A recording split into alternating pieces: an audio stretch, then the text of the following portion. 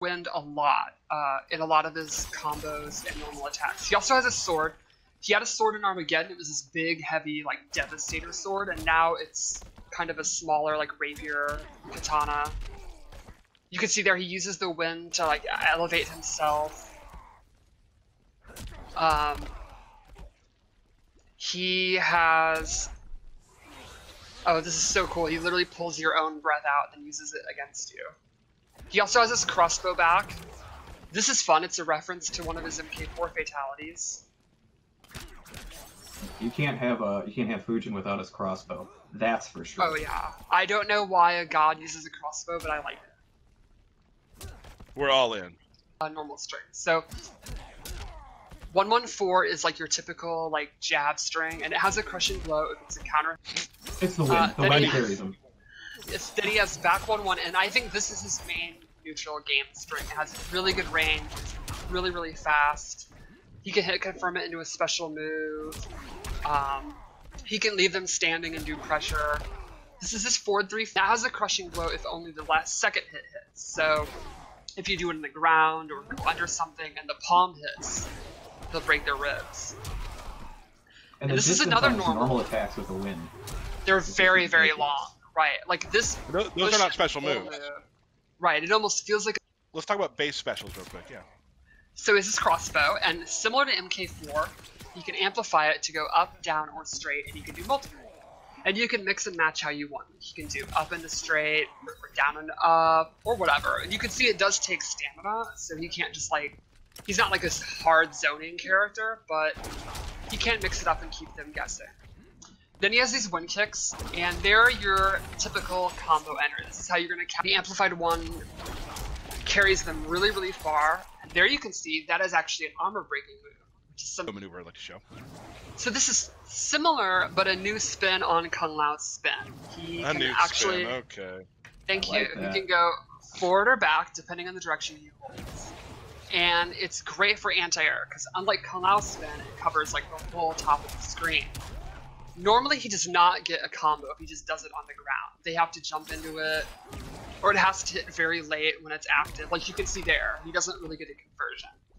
But here's an example of where he can't, because it's hitting very late and it's active. I do the slide, let it hit from very far, then I do it, and he actually gets a full corner combo. Okay, so this one, in my opinion, is pretty combo based. Also, I love this outfit. Look at that cape and that hair. He is motivated. So the first thing he gets is an amplified tornado, and this actually makes it a combo. He can amplify it more than once, it'll pop up, and he can get mid-swing combos and stuff. And this is cool. This makes his hop attack hover. You hit down up, and he'll hover in the air as long as he wants to. And this from it.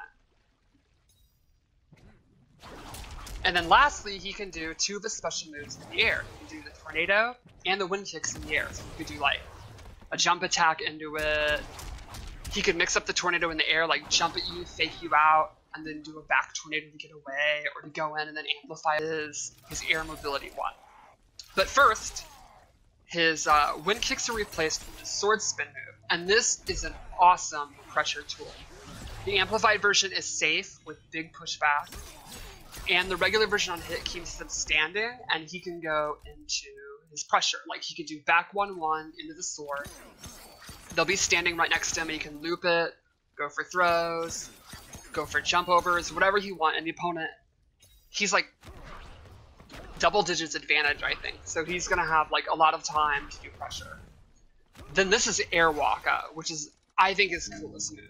He starts literally walking on air, and he has a whole host of options from it. He has his dive kick, similar to MK4. He can drop down far away.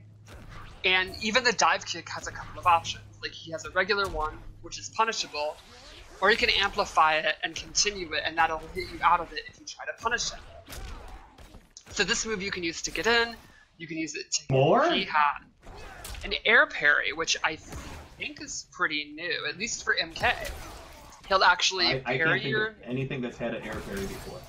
Yeah, it's probably been done in some game, I can't remember, but either way, it's very fresh. And then he gets all the options from Skywalker. He also has a grounded one, where he will parry ground moves. So if you try to anti-air him, So this one is ground-based. His back 2 and his forward 2 get an amplified version, where he stabs you and gets extra damage, and it actually gains a crushing blow, and the requirement is to punish a backdash. There you go. Stabs him right in the heart. Then he also gets, and he gets this wind push. So this move is very neat. He has a close, a medium, and a far version.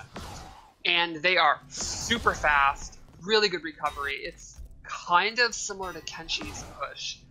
The caveat is the amplified version, while it pushes you super far, it actually does no chip damage. So it's going to be really hard to get in, but he's not going to kill you with it.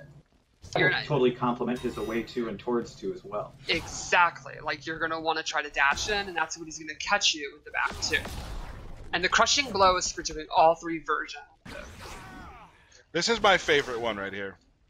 And then he has this air control move, where it does nothing on the ground, but if you're in the air and he catches you, he slams you down, and you can amplify it to get the world's biggest pop-up. He throws you up, and then in 2021 you fall down, and he gets a combo. So a fun thing you can do is actually do the 4-3-1 crushing blow, because the